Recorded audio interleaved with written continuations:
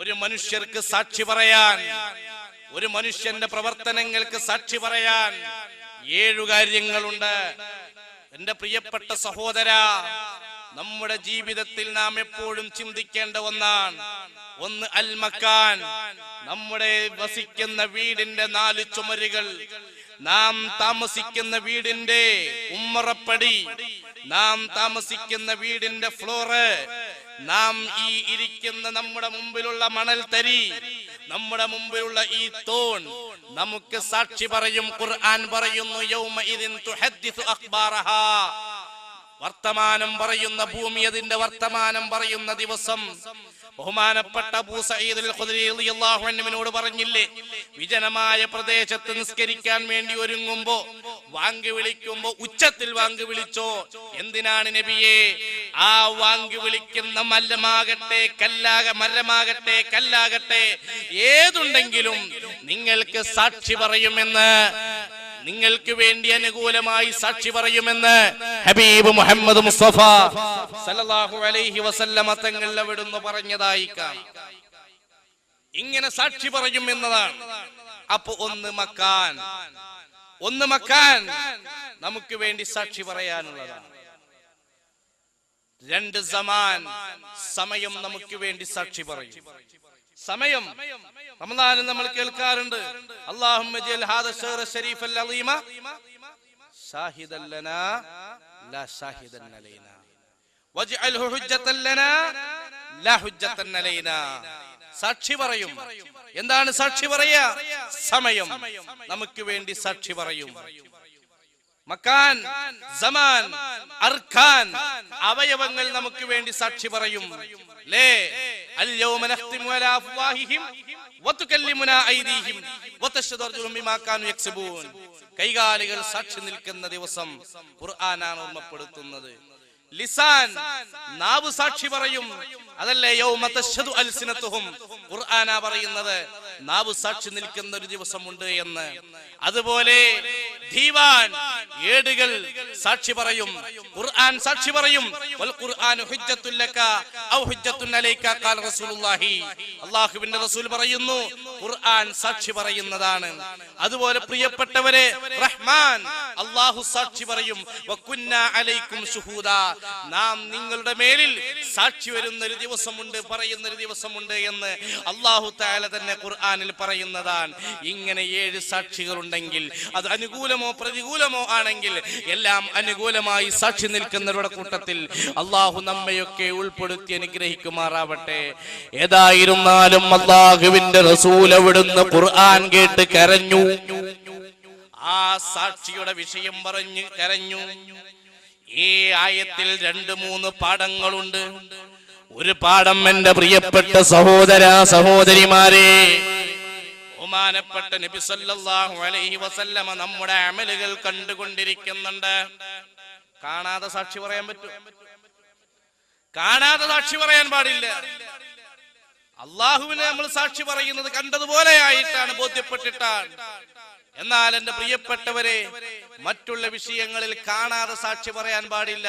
കാണാതെ സാക്ഷി പറയാനുള്ള അവസ്ഥ കൊടുത്തത് ഒരൊറ്റ സഹാബിക്ക് മാത്രമാണ്. ഷഹാദത്തു ഹുസൈമ ഷഹാദത്തു റജുലൈനി മിൻകും ഖാല റസൂലുള്ളാഹി. ഹുസൈമ എന്ന് പറയുന്ന സഹാബിക്ക് 2 സാക്ഷി പറയാൻ, 2 സാക്ഷികളുടെ സ്ഥാനത്താണ് കണ്ടിട്ടില്ലെങ്കിലും എന്ന് പറഞ്ഞ് ഒരു വിടുതി കൊടുത്തതായി കാണാം. അതൊരു വലിയ ചരിത്രമാണ്, ഞാൻ അതിലേക്ക് കടക്കുന്നില്ല. നബി സല്ലല്ലാഹു അലൈഹി വസല്ലമ തങ്ങൾ നമ്മുടെ പ്രവർത്തനത്തെ വീക്ഷിച്ചു കൊണ്ടിരിക്കുന്നു, അവിടുന്ന് കണ്ടുകൊണ്ടിരിക്കുന്നു ഓരോരുത്തരുടെ പ്രവർത്തനം. പാരത്രിക ലോകത്ത് അവിടുത്തെ പ്രവർത്തനം ഇബ്നു ഹജർ ഹൈതമി തങ്ങൾ ഒരു ഹദീസ് വിശദീകരിച്ചുകൊണ്ട് 10 പ്രവർത്തനമായി വിശദീകരിച്ചതായി കാണാം. ഞാൻ ആ വിഷയത്തിലേക്ക് കടക്കുന്നില്ല. അവിടുന്ന് കരഞ്ഞൊരു സന്ദർഭമാണ്. ഇനി അവിടുന്ന് കരഞ്ഞ വേറെയും സന്ദർഭങ്ങളുണ്ട്. പറയുകയാണെങ്കിൽ ആ പട്ടിക നീണ്ടുപോകുന്നതാണ് എന്റെ പ്രിയപ്പെട്ടവരെ. നബി സല്ലല്ലാഹു അലൈഹി വസല്ലമ തങ്ങൾ അവിടുന്ന് വിശദീകരിച്ചതായി കാണാം. ഇമാമുകൾ അവിടുന്ന് വിശകലനം ചെയ്ത വിഷയങ്ങളിൽ കാണാം. അല്ലാഹുവേ ആലോചിച്ച് കരയുന്നതിന്റെ ശ്രേഷ്ഠതകൾ ഒരുപാട്. ആ പറയുന്ന പ്രഖ്യാപനം അന്വർത്ഥമാക്കുകയും അതനുസരിച്ചുകൊണ്ട് ജീവിതത്തിൽ പിന്തുടരപ്പെടേണ്ട മാതൃകാ വ്യക്തിത്വമായി തീർന്നവരാണവർ. എന്റെ പ്രിയപ്പെട്ടവരെ, അവിടുന്ന് കരഞ്ഞ് ഒരൊറ്റ ഹദീസ് മാത്രം പറയട്ടെ. ഒരു ദിവസം മുആദ് ബിൻ ജബൽ റളിയല്ലാഹു അൻഹു നബി തങ്ങളോട് ചോദിച്ചു, നബിയേ, ഖുർആനിലെ ഒരായത്തിൽ എനിക്കൊരു സംശയമുണ്ട്. ഏതാണ് ആയത്ത്? യൗമ യുൻഫഖു ഫിസ്സൂരി ഫതഅ്തൂന അഫ്വാജാ.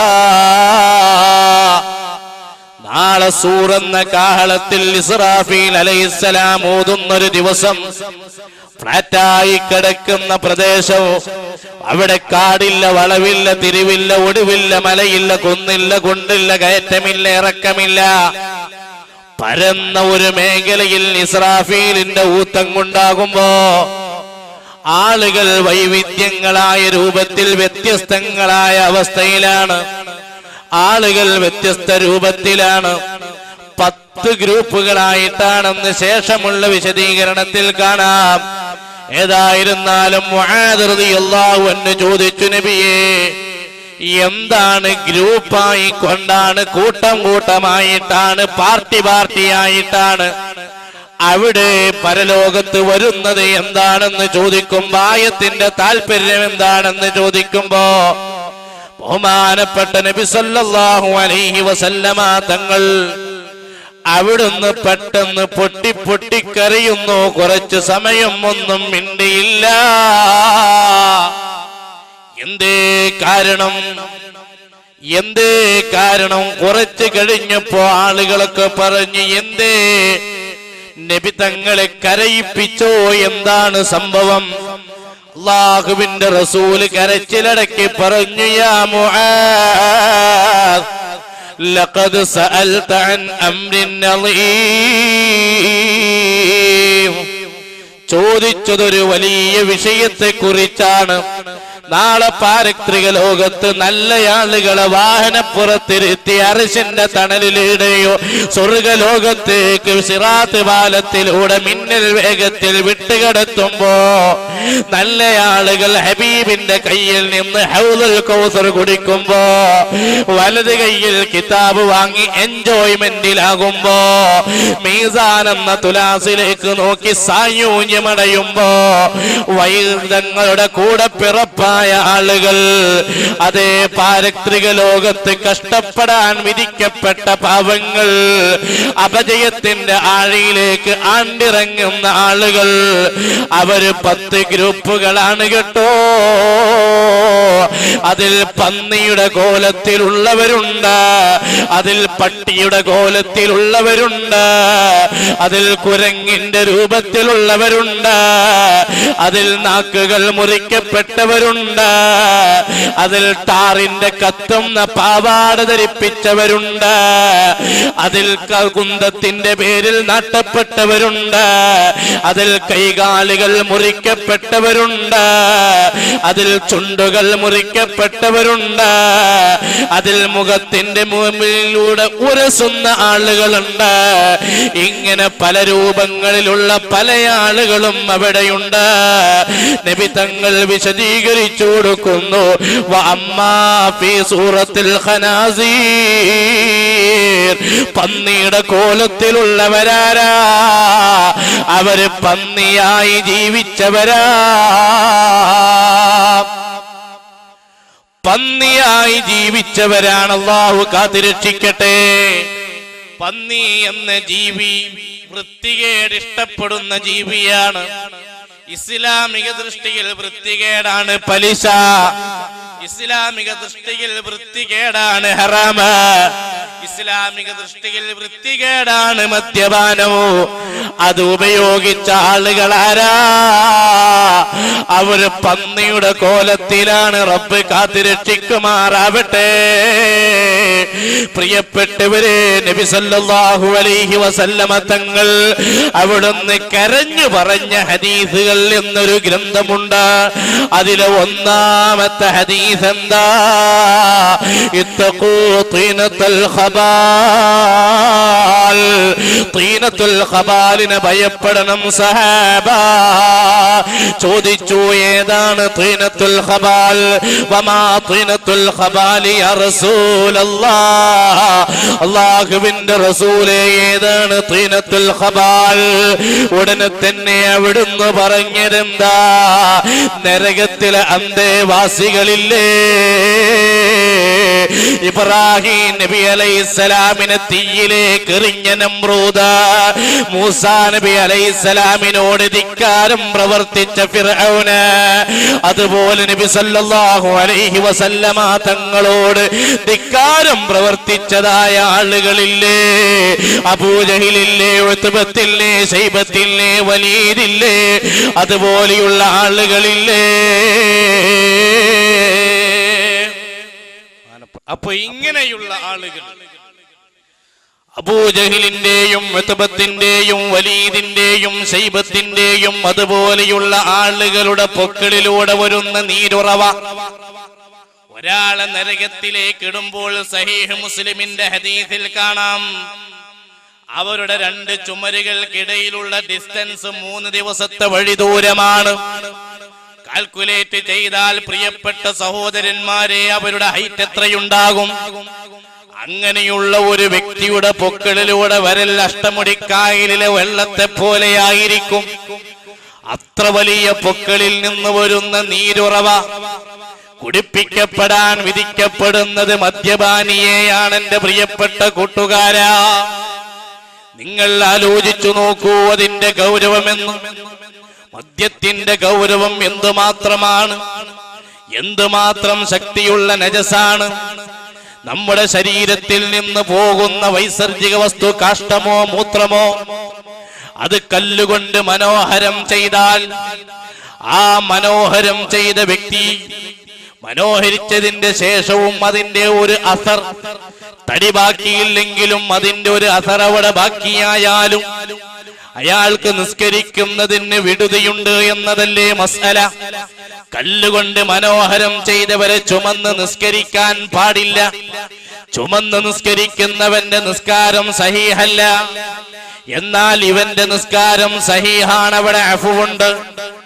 അതുപോലെ പ്രിയപ്പെട്ട സഹോദരന്മാരെ, രക്തം ശരീരത്തിൽ നിന്ന് അല്പം പുറത്തേക്ക് പോയി വസ്ത്രത്തിലായാൽ അഫുവുണ്ട്. എന്നാൽ മദ്യം ശരീരത്തിലായാൽ അത് കല്ലുകൊണ്ട് തുടച്ചാൽ അഫുവില്ല, വിട്ടുവീഴ്ചയില്ല. അഥവാ മൂത്രത്തിൽ കലക്കിയ കാഷ്ടത്തേക്കാൾ മലിനമാണ് മദ്യം, രക്തത്തേക്കാൾ മലിനമാണ് മദ്യം. ഈ മദ്യം കുടിക്കുന്നത് ശരീരത്തോട് ദ്രോഹമാണ്, ബ്ലഡ് സർക്കുലേഷനെ ബാധിക്കുന്നതാണ്, രോഗപ്രതിരോധ ശക്തി നഷ്ടപ്പെടുത്തുന്നതാണ്, കണ്ണിന്റെ റെന്റിനയെ ബാധിക്കുന്നതാണ്, ബ്രെയിനിന്റെ സെറിബ്രത്തെ സെറിബെല്ലത്തെ ബാധിക്കുന്നതാണ്. അതോടുകൂടെ ആത്മീയമായി ശിക്ഷ, ആത്മീയ ലോകത്ത് പാരത്രിക ലോകത്ത് ശിക്ഷ അനുഭവിക്കപ്പെടുന്നത്, തീനത്തുൽ ഖബാൽ കുടിപ്പിക്കപ്പെടുന്നത് മദ്യപാനികൾക്കാണ്. ആ ഹദീസ് വിശദീകരിച്ചു നബി സല്ലല്ലാഹു അലൈഹി വസല്ലമ തങ്ങൾ കരഞ്ഞിട്ടുണ്ടെന്ന് ഇബ്നു അബി ദുനിയ റളിയല്ലാഹു അൻഹു വിശദീകരിച്ചതായി കാണാം. പറഞ്ഞു വന്നത് മുആദ് തങ്ങൾക്ക് വിശദീകരിച്ചു കൊടുത്തു. ഒന്ന് സൂറത്തുൽ ഖനാസിർ, പന്നിയുടെ കോലത്തിലുള്ളവർ പന്നിയായി ജീവിച്ചവരാണ്. രണ്ടാമത് കുരങ്ങിന്റെ രൂപത്തിലുള്ളവരോ ഏഷണിക്കാരാണ്, പരദൂഷണത്തിന്റെ ആളുകളാണ്. മറ്റുള്ളവരുടെ കുറ്റവും കുറവും നോക്കാൻ പാടില്ലല്ലോ, അത് നോക്കുന്നത് ശരിയുമല്ലല്ലോ. മഹാനരായ താബികളിൽപ്പെട്ട വലിയ മഹാന ബഹുമാനപ്പെട്ട സഈദ് ഇബ്നുൽ മുസയ്യിബ് റളിയല്ലാഹു അൻഹു, അവിടുത്തെ ജീവിതത്തിൽ ഒരു ചരിത്രം കാണാം. അവിടുത്തെ നാട്ടിൽ സംഭവിച്ച ഒരു സംഭവം, ഒരു സ്ത്രീ കൃത്യമായി നിസ്കരിക്കുകയും നോമ്പെടുക്കുകയും ഒക്കെ ചെയ്യുന്ന സ്ത്രീ, ആ സ്ത്രീ ഖബറടക്കപ്പെട്ടതിന് ശേഷം ശിക്ഷിക്കപ്പെടുന്നത് ബഹുമാനപ്പെട്ടവർ കണ്ടു. ആത്മീയ ലോകത്ത് ജീവിക്കുന്ന ആളുകളുടെ അവസ്ഥകൾ അസാധാരണത്വം നൽകപ്പെട്ട കറാമത്തുള്ള ആളുകൾ കാണും മഹാന്മാരുടെ ലക്ഷണമാണ്. ഏതായിരുന്നാലും കണ്ടപ്പോൾ ശിക്ഷിക്കപ്പെടുന്നത് കണ്ടു. അന്വേഷിച്ചപ്പോൾ പ്രിയപ്പെട്ട സഹോദരിമാരെ, മറ്റുള്ളവരുടെ വീട്ടിലെ വർത്തമാനങ്ങൾ ഉള്ളതും ഇല്ലാത്തതും മറ്റുള്ളവർക്ക് എത്തിച്ചു കൊടുക്കുന്ന ഒരു മോശമായ ജോലി ഉണ്ടായതിന്റെ പേരിലാണെന്ന് കാണാം. ഏതായിരുന്നാലും ഏഷണിക്കാര് കുരങ്ങ് രൂപത്തിലാണ്, അതുപോലെ നാക്കുമുറിക്കപ്പെട്ടവരുണ്ട്, അങ്ങനെ വ്യത്യസ്തങ്ങളായ രൂപങ്ങളിൽ കഷ്ടപ്പെടുന്നവരുണ്ട്. ആ ഹദീസ് ആലോചിച്ചുകൊണ്ട് അല്ലാഹുവിന്റെ റസൂൽ അവിടുന്ന് കരഞ്ഞിട്ടുണ്ട്. ഹബീബ് മുഹമ്മദ് മുസ്തഫ